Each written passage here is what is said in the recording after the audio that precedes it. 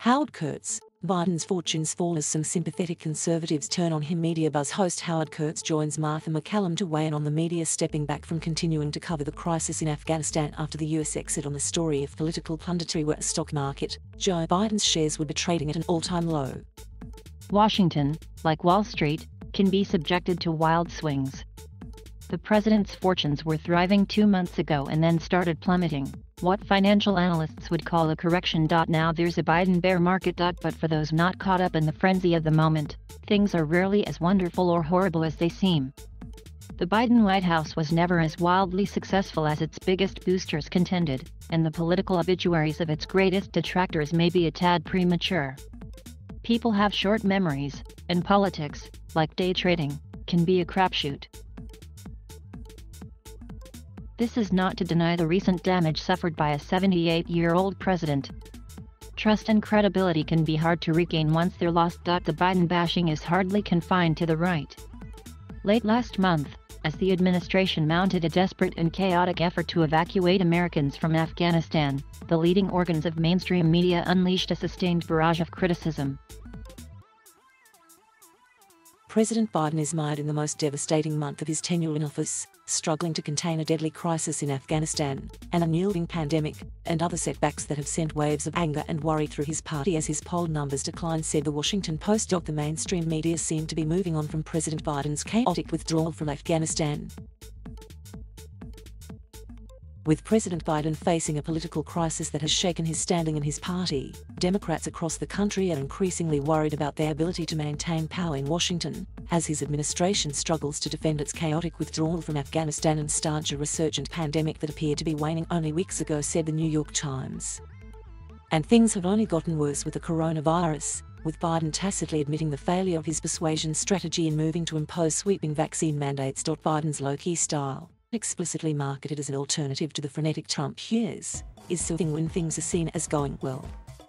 But when the news cycle overwhelms him, a president who grants few interviews and limits press questions can appear relegated to the sidelines. On Saturday, Biden went to the 9/11 anniversary ceremonies in New York, Washington, and Shanksville, PA, but did not give a speech. On one level, such modesty is admirable, but it also amounts to ceding the megaphone that George Bush literally grabbed at ground zero. What's most telling at the moment is to watch some on the right who either accepted Biden as a reasonable alternative or outright supported him, because of their antipathy to Donald Trump, gradually turning on him. Now, part of this may be bitter disappointment in the man they saw as a plausible alternative, and part may be an attempt to regain some conservative cred after flirting with a liberal Democrat. But they can't be accused of being reflexively hostile.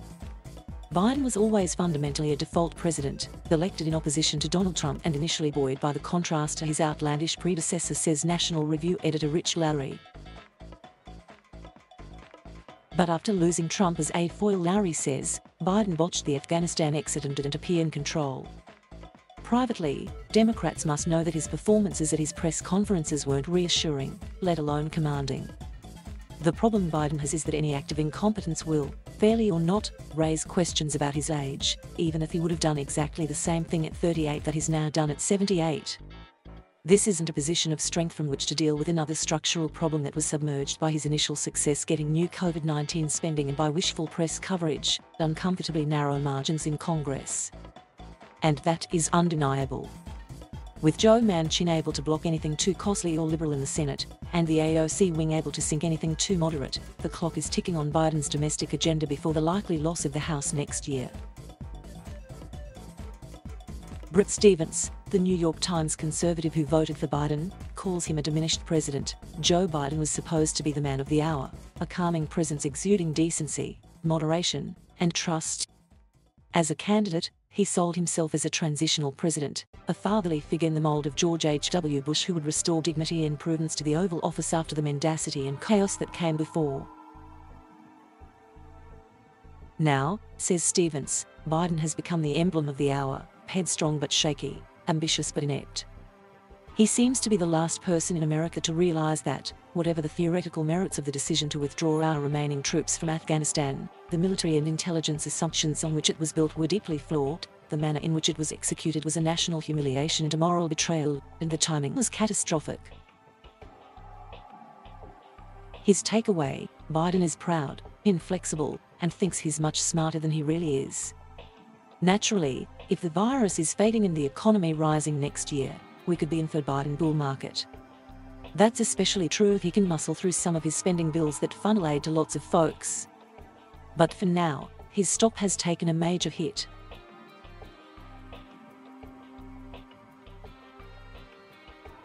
Thank you for watching. Please subscribe